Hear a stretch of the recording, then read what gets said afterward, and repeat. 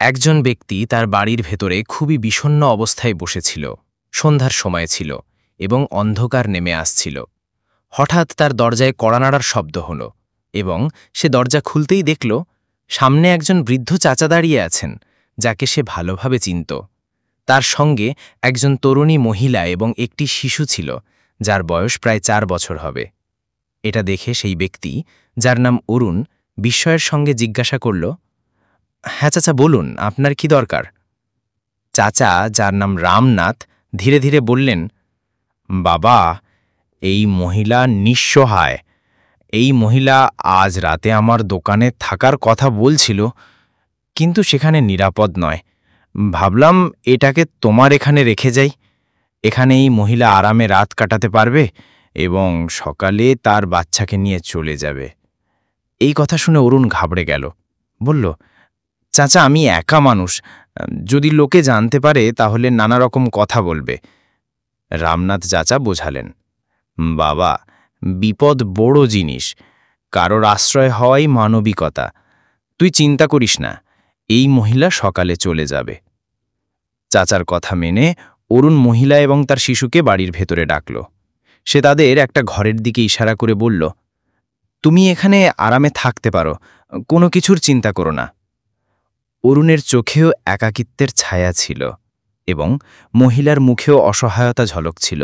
এই মুহূর্তই পরবর্তীতে তাদের দুজনের জীবন বদলে দেবার জন্য গুরুত্বপূর্ণ হয়ে উঠল। রাত ধীরে ধীরে গভীর হচ্ছিল। বাইরে নিস্তব্ধতা ছিল এবং বাতাসে এক অদ্ভুত নীরবতা ভাসছিল। অরুণ তার ঘরের দিকে এগোচ্ছিল। হঠাৎ তার মনে একটি চিন্তা এলো, হয়তো মহিলা এবং তার শিশু ক্ষুধার্ত। সন্ধে থেকে তারা ক্লান্ত হয়ে এখানে এসে বসে আছে। এই ভেবে সে ফিরে রান্নাঘরের দিকে গেল। তার কাছে কিছু মহিষের দুধ ছিল। সে সেই দুধ গরম করল এবং 2টি কাপ চা তৈরি করল। চা তৈরি হয়ে গেলে সে কাপগুলো একটি কেতে রাখল এবং ধীরে ধীরে সেই ঘরের দিকে এগিয়ে গেল যেখানে মহিলা এবং তার ছোট ছেলে বসেছিল। দরজাটি সামান্য খোলা ছিল। অরুণ দেখল মহিলা এক কোণে বসে আছে এবং তার শিশু তার কোলে মাথা রেখে ঘুমানোর চেষ্টা করছে। তাদের মুখ ক্লান্ত এবং বিষণ্ণ দেখাচ্ছিল। অরুণ দরজায় টোকা দিয়ে হাসি মুখে বলল, দেখো, ভয় পাওয়ার কিছু নেই। আমি তোমাকে এখানে শুধু এক রাত থাকার জায়গা দিচ্ছি। এই চা পান করো, এতে তোমার এবং শিশুর একটু স্বস্তি হবে। মহিলা কিছু না বলে ট্রে থেকে কাপ তুলে নিল। তার মুখে কৃতজ্ঞতা ছিল, কিন্তু চোখে গভীর ভয়ও ঝলকছিল। সে তাড়াতাড়ি দরজা বন্ধ করে দিল, যেন নিজেকে নিরাপদ করার চেষ্টা করছে। অরুণ সব বুঝল। সে ভাবল, এই মহিলা ভয়ে শিবিয়ে আছে, হয়তো পরিস্থিতি তাকে এমন করে তুলেছে, কিন্তু আমি তাকে কোনো কষ্ট দেব না, শুধু তাকে শান্তিতে রাত কাটাতে দেব। সে তার ঘরে ফিরে গেল। তার মনে অনেক প্রশ্ন উঠছিল। এ কে? কি কারণে এত নিঃসহায় হয়ে গেছে? আর এই শিশুটির কি দোষ? কিন্তু সে ঠিক করল যে সে কোনো প্রশ্ন করবে না। রাত কেটে গেল। পরদিন সকালে যখন অরুণের ঘুম ভাঙল, তখন তার মন অবাক হয়ে গেল। বাড়ির দৃশ্য বদলে গিয়েছিল। মাসের পর মাস ধুলো জমে থাকা বাড়িটি এখন ঝকঝকে হয়ে গিয়েছিল। উঠোন পরিষ্কার ছিল, ঘরগুলো সাজানো ছিল, বাসন ধুয়ে ঝকঝকে করা হয়েছিল এবং রান্নাঘর এমন লাগছিল যেন সদ্য তৈরি করা হয়েছে। অরুণ তার চোখের ওপর ভরসা করতে পারছিল না। এত বছর পরে তার বাড়ি যেন আবার প্রাণ ফিরে পেয়েছে। সেই ভাবছিল, এমন সময় মহিলা একটি ট্রেতে চা নিয়ে এলো। তার মুখে হালকা হাসি ছিল। এই নিন, আপনার জন্য চা, সে বলল। তারপর ধীরে ধীরে বলল, এখন আমি কিছুক্ষণের মধ্যে আমার ছেলেকে নিয়ে চলে যাব। অরুণ বিস্ময়ের সঙ্গে তার দিকে তাকিয়ে বলল, এইসব তুমি করেছ? বাড়িটা তো এমন লাগছে যেন বহু বছর পরে কেউ এটাকে ভালোবেসে সাজিয়েছে। মহিলা মাথা নিচু করে ধীর স্বরে বলল, হ্যাঁ, আপনি আমাদের আশ্রয় দিয়েছেন, তাই আমারও কর্তব্য ছিল আপনার বাড়িটা একটু গুছিয়ে দেওয়া। নোংরা দেখে আমার শান্তি আসছিল না। যতটা পেরেছি করেছি। অরুণ কিছুক্ষণ নীরব থাকল। তার মনে বিগত দিনের স্মৃতি তাজা হয়ে উঠল। তার স্ত্রীর কথা মনে পড়ল। যখন সে বেঁচে ছিল তখন বাড়িটাও এমনই পরিষ্কার পরিচ্ছন্ন এবং রঙিন ছিল। এখন সেই ছবি যেন তার সামনে আবার ফিরে এসেছে। তার চোখ ভিজে এলো এবং সে চুপচাপ চায়ের কাপ হাতে নিল। অন্যদিকে মহিলা তার ছোট ছেলেকে জাগাতে লাগল। সে ধীরে ধীরে ছেলের মাথায় হাত বুলিয়ে বলল, বাবু, ওঠো, আমাদের আজ কাজ খুঁজতে হবে। যদি কাজ না পাই তাহলে আমাদের মাথার ওপর ছাদও থাকবে না। অরুণ এই কথা শুনে গভীর চিন্তায় ডুবে গেল। সে ভাবল, এই মহিলার অসহায়তা স্পষ্ট ঝলকছে। নিঃসহায় হয়েও সে সাহসের সঙ্গে বেঁচে আছে, আর আমার কাছে সবকিছু থাকা সত্ত্বেও একাকিত্ব আমাকে গ্রাস করছে। হয়তো এই মহিলা এবং তার ছেলে আমার খালি বাড়ি এবং শূন্য জীবনে আবার রং ফিরিয়ে আনতে পারে। সে অনুভব করল, যে বাড়িতে গতকাল পর্যন্ত শুধু নিস্তব্ধতা ছিল, আজ তাতে কারুর উপস্থিতি নতুন প্রাণ সঞ্চার করেছে। তার হৃদয়ে প্রথমবারের মতো আশা জাগল যে হয়তো জীবন তাকে দ্বিতীয় সুযোগ দিচ্ছে। অরুণ দীর্ঘক্ষণ মহিলা এবং তার ছেলের দিকে তাকিয়ে রইল। তার মনে অনেক চিন্তা উথরে উঠল। এর কাজও দরকার এবং থাকার জায়গাও। কেন আমি এটাকে এখানেই রাখব না? বাড়িও সামলানো হবে এবং আমার একাকিত্বও কিছুটা কমবে।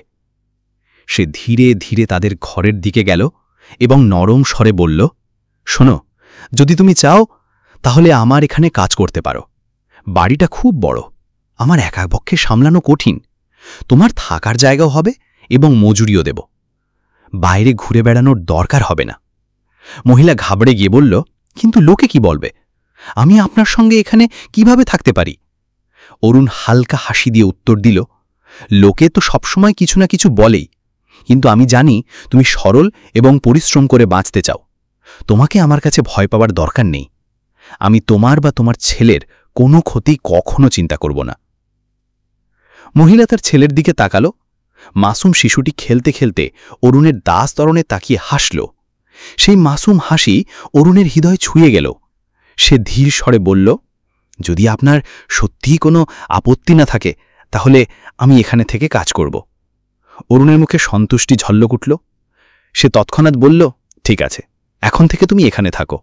এই বাড়ি এখন তোমারও। ধীরে ধীরে দিন কাটতে লাগল। মহিলা বাড়ির সব কাজ সামলাতে লাগল। খাবার তৈরি করা, পরিষ্কার করা, রান্নাঘর দেখাশোনা করা।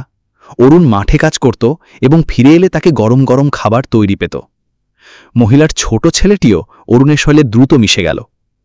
সে খেলতে খেলতে তাকে চাচা বলে ডাকতে লাগল এবং অরুণের একাকিত্ব ধীরে ধীরে ভরে উঠতে লাগল। বাড়ির খালি দেওয়ালগুলো এখন হাসি খুশিতে গুঞ্জন করতে লাগল। রাতে যখন অরুণ একা বসত তখন ভাবত, কতদিন পরে এই বাড়িতে রং ফিরে এসেছে। হয়তো ভগবানই এদের আমার জীবনে পাঠিয়েছেন। 6 মাস কেটে যেতে যেতে অরুণের দৈনন্দিন জীবন পুরোপুরি বদলে গিয়েছিল। এখন সে আর ততটা বিষণ্ণ থাকত না, আর একাকিত্ব তাকে ততটা কষ্ট দিত না। মহিলা বাড়িটা সামলে নিয়েছিল। শিশুটি তার সঙ্গে খেলাধুলো করত এবং অরুণের মনও হালকা হয়ে যেত। কিন্তু একটা বিষয় সবসময় অরুণের মনে খচখচ করত। সে এখনও মহিলার অতীত জানত না। সে কখনো জিজ্ঞাসা করেনি যে সে কোথা থেকে এসেছে, কেন সে এত নিঃসহায় এবং কোন পরিস্থিতি তাকে দাঁড়ে দাঁড়ে ঘুরতে বাধ্য করেছে। এক সন্ধ্যায় মাঠ থেকে ফেরার সময় অরুণের মনে এই প্রশ্নই গুঞ্জন করছিল। সে বাড়ি পৌঁছে দরজায় থমকে গেল।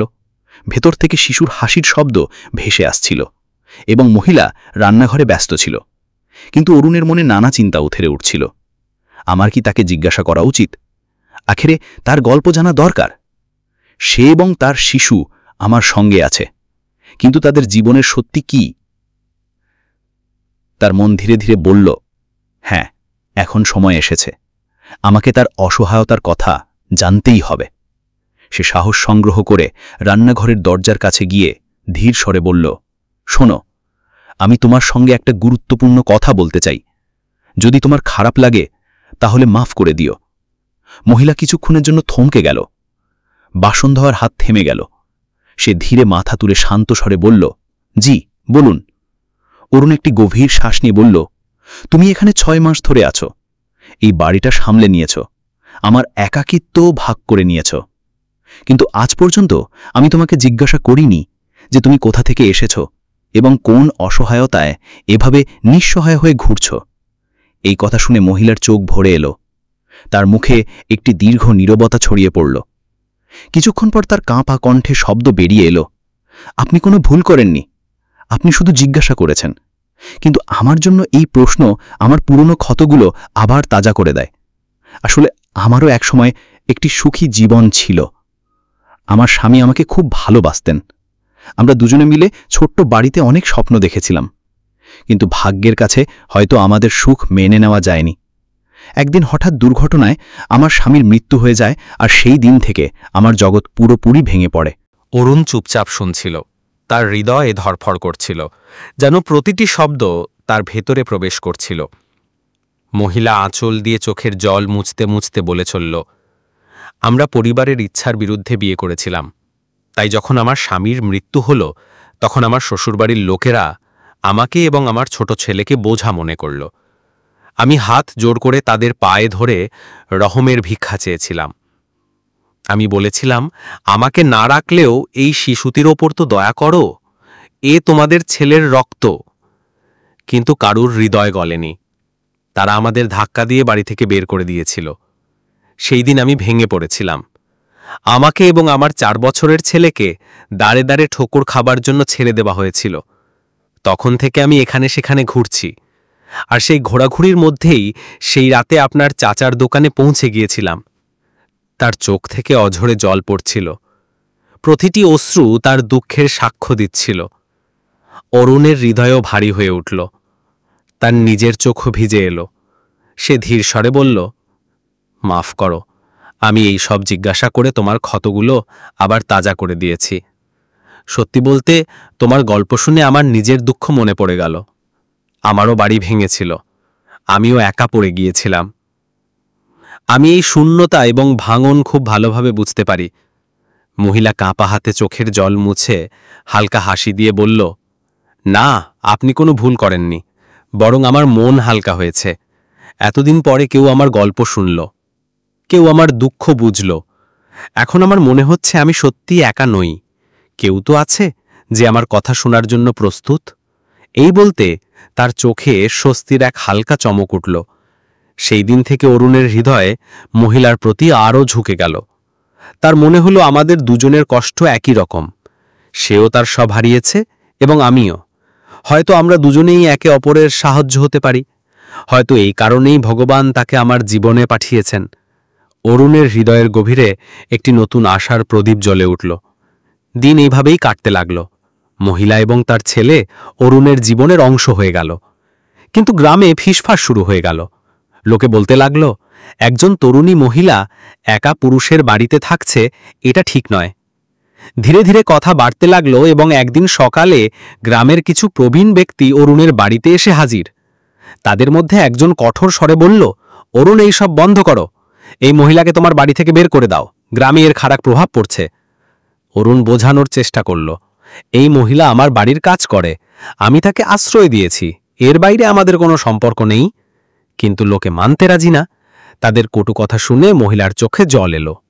সে তাড়াতাড়ি তার ছোট ব্যাগ গোছাতে লাগল এবং ছেলের হাত ধরে দরজার দিকে এগিয়ে গেল। সবার সামনে হাত জোর করে বলল, আপনারা সবাই ভুল বুঝছেন। এই লোকটি আমাকে কখনো খারাপ কথা বলেনি, কখনো অপমান করেনি, বরং আমাকে এবং আমার ছেলেকে বাঁচার আশ্রয় দিয়েছে। কিন্তু যদি আমার কারণে তার নাম খারাপ হয়, তাহলে আমি এখনই চলে যাচ্ছি। এই বলে সে দরজার দিকে এগিয়ে গেল। হঠাৎ তার ছেলে হাত ছাড়িয়ে অরুণের সঙ্গে জড়িয়ে ধরল এবং মাসুম কণ্ঠে বলল, আঙ্কেল, আমাদের ছেড়ে যেও না, আমাদের এখানেই থাকতে দাও। অরুণের হৃদয় গলে গেল। তার চোখেও জল এলো। সে ভিড়ের দিকে ফিরে জোরে বলল, যদি তোমাদের এই সম্পর্কের ওপর আপত্তি থাকে, তাহলে আমি আজই এই সিদ্ধান্ত নিয়ে ফেলছি। এই মহিলা এখন আমার দায়িত্ব এবং তার ছেলে আমার ছেলে। এই বলে সে ভেতরে ছুটে গেল। পূজার ঘর থেকে সিঁদুরের ডিব্বা নিয়ে এলো এবং সবার সামনে মহিলার কপালে সিঁদুর দিয়ে দিল। আজ থেকে এই মহিলা আমার স্ত্রী। এখন কেউ তাকে নিঃসহায় বলার সাহস করবে না। গ্রামের লোকেরা চুপ করে গেল। সবার মাথা নিচু হয়ে গেল। কিন্তু মহিলার চোখ ছলছল করে উঠল। সে কাঁপা কণ্ঠে বলল, আপনি আমাকে সম্মান দিয়েছেন, একটি নতুন জীবন দিয়েছেন, আমি এটি কখনো ভুলব না। অরুণ তার হাত ধরে বলল, না, তুমিই আমার বাড়িতে আবার রং ফিরিয়ে এনেছ। তুমি এবং তোমার ছেলে আমাকে বাঁচার আসল অর্থ শিখিয়েছে। সেখানে দাঁড়িয়ে থাকা গ্রামবাসীদের চোখও ভিজে এলো। যারা তামাশা দেখতে এসেছিল, তারা একটি নতুন পরিবারের শুরুর সাক্ষী হয়ে গেল। সেই দিন থেকে অরুণ এবং রেনু, মহিলার নতুন নাম, দুজনের ভাঙা জীবন একে অপরের সঙ্গে জুড়ে গেল। এখন সেই ছোট্ট শিশুটিও অরুণের কোলে হাসত এবং বলতো, পাপা। বন্ধুরা, এটাই সত্যি, কখনো কখনো জীবন আমাদের ভেঙে দেয়, কিন্তু সেই ভাঙন থেকেই একটি নতুন সম্পর্ক, একটি নতুন আশ্রয় জন্ম নেয়। বন্ধুরা, আপনারা কি মনে করেন, সমাজের চিন্তাভাবনা কি বদলানো উচিত, যাতে কোনো নিঃসহায় মহিলা বা পুরুষ সম্মানের সঙ্গে বাঁচতে পারে? আপনাদের মতামত আমাদের কমেন্টে জানান। আর যদি গল্পটি আপনার হৃদয়ে ছুঁয়ে থাকে, তাহলে ভিডিওটি লাইক করুন। পরবর্তী ভিডিওতে আবার দেখা হবে।